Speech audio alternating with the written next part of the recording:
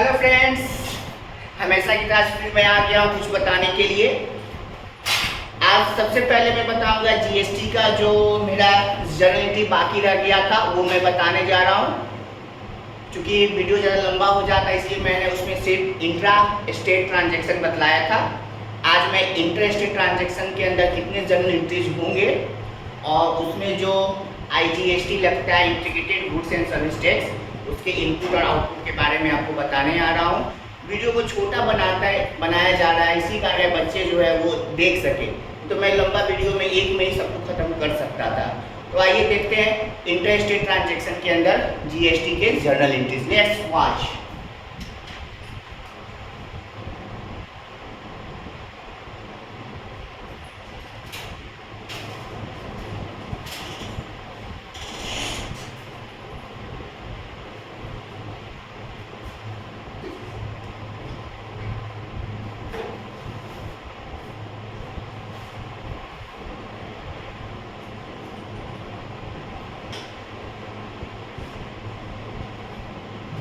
Journal entries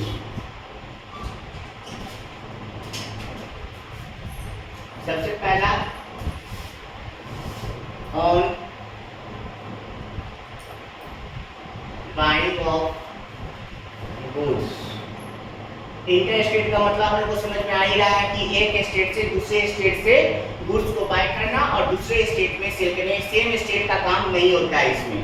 तो सबसे पहला परचेज करने के टाइम एंट्री हो जाएगा परचेज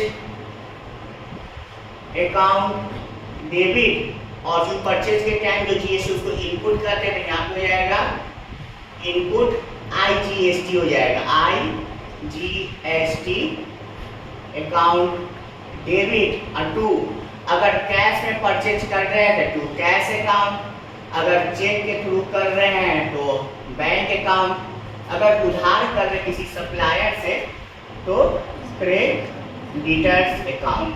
ठीक है। अब दूसरा एंट्री, अगर किसी एक्सपेंसेस को पेड कर रहे हैं तो फॉर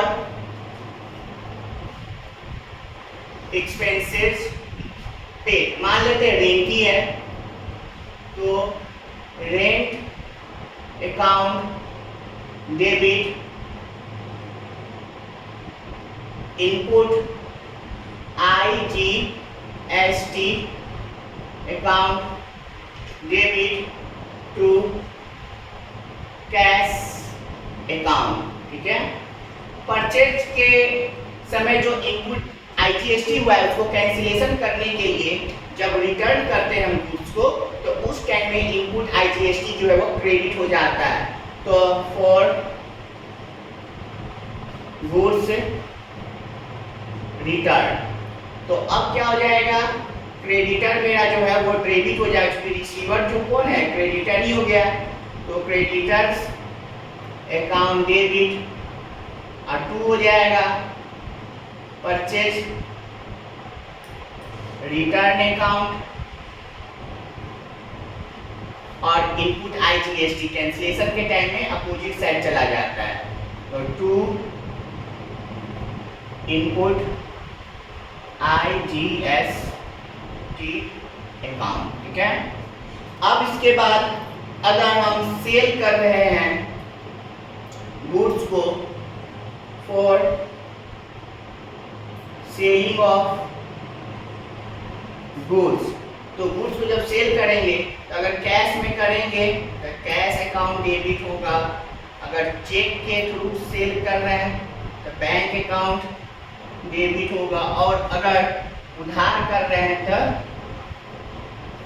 डेटर्स अकाउंट डेबिट होगा, और टू सेल्स अकाउंट हो गया। और जब सेल्स क्रेडिट होता है तो यहाँ पे आउटपुट नाम आ जाता है, सेल के समय आउटपुट IGST अकाउंट। ठीक है। और उसके बाद जब कोई इनकम रिसीव करते हैं फॉर इनकम